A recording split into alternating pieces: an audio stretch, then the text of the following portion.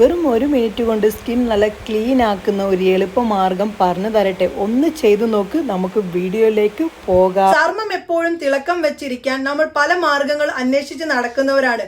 ചർമ്മത്തിന് നല്ല തിളക്കവും ചർമ്മത്തിന്റെ സൗന്ദര്യം 10 ഇരട്ടിയായി കൂട്ടിയെടുക്കാനും സഹായിക്കുന്ന ഒരു കിടിലൻ ഒരു കാര്യമാണ് ഞാൻ ഇന്ന് നിങ്ങളിലേക്ക് ഷെയർ ചെയ്യുന്നത്.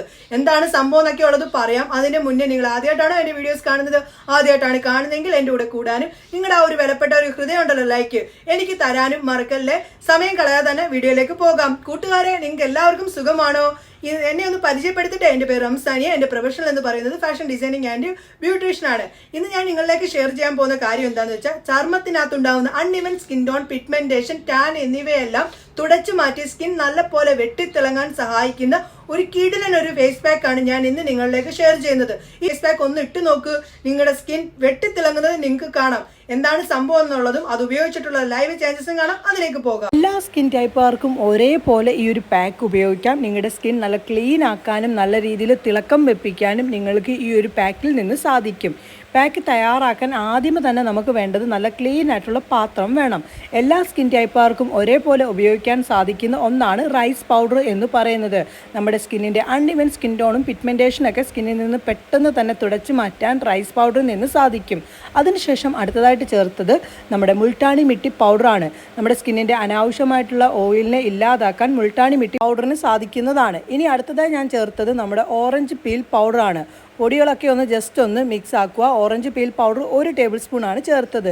ഇനി ഇത് ബാക്കി പൊടികളൊക്കെ ഒന്ന് മിക്സ് ആക്കണ്ടേ, അതിനുവേണ്ടി ഉപയോഗിക്കുന്നത് റോ മിൽക്കാണ്. അതായത് നമ്മുടെ പച്ചപ്പാൽ അലർജി ആണെങ്കിൽ നിങ്ങൾക്ക് അതിന് പകരമായിട്ട് നിങ്ങൾക്ക് ഉപയോഗിക്കാവുന്നത് റൈസ് വാട്ടറാണ്. എല്ലാ സ്കിൻ ടൈപ്പുകാർക്കും പറ്റും റൈസ് വാട്ടർ. ഇനി ഇതിലേക്ക് അരമുറി ലെമൺ ജ്യൂസ് ചേർത്ത് കൊടുക്കുക. സ്കിന്നിനൊരു ബ്ലീച്ച് എഫക്റ്റ് നൽകാൻ നമ്മുടെ ലെമൺ ജ്യൂസിൽ നിന്ന് പെട്ടെന്ന് തന്നെ സാധിക്കുന്നതാണ്. പൊടികളും നമ്മളെല്ലാം കൂടി നല്ല പോലെ അങ്ങോട്ട് മിക്സ് ആക്കി ഈ കാണുന്ന ഒരു പരുവത്തിൽ കിട്ടും. ഇത് നിങ്ങൾ എല്ലാ ദിവസവും സ്കിന്നിൽ ഇടാനായിട്ട് നോക്കുക. മുട്ടിൻ്റെ ഭാഗത്ത് നല്ല കറുപ്പുണ്ട്, അവിടേക്കാണ് നമ്മൾ തയ്യാറാക്കിയ പാക്ക് ഇട്ട് കൊടുക്കുന്നത്. ഞാനൊരു വേറെ പാത്രത്തിലേക്ക് ആ ഒരു പാക്ക് മാറ്റിയായിരുന്നു കേട്ടോ, അതുകൊണ്ടാണ് അങ്ങനെ ഇരിക്കുന്നത്.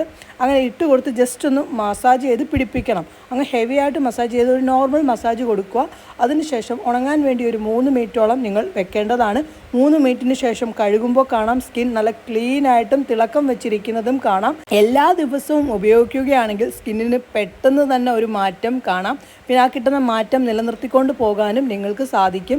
മുട്ടിൻ്റെ ഭാഗത്ത് എന്തുമാത്രം കറുപ്പുണ്ടായിരുന്നെന്ന് നിങ്ങൾ കണ്ടല്ലോ, അതെല്ലാം മാറ്റാൻ എനിക്ക് ആ ഒരു പാക്കിൽ നിന്ന് സാധിച്ചതും കണ്ടോ.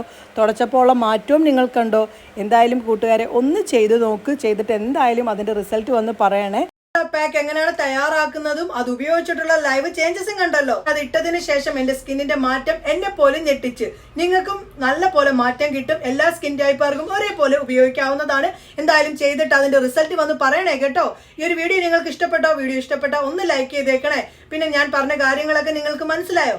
നിങ്ങൾ ചെയ്തിട്ട് അതിന്റെ റിസൾട്ടും വന്ന് പറയണേ. ഫ്രണ്ട്സിലേക്കും ഫാമിലി ഗ്രൂപ്പിലേക്കും ഒന്ന് ഷെയർ ചെയ്ത് എന്നെ ഒന്ന് സപ്പോർട്ട് ചെയ്യണേ. നമുക്ക് എന്തായാലും പുതിയ വീഡിയോയുമായി കാണാം. എല്ലാവർക്കും നല്ല ദിവസം ആശംസിക്കുന്നു. ബൈ.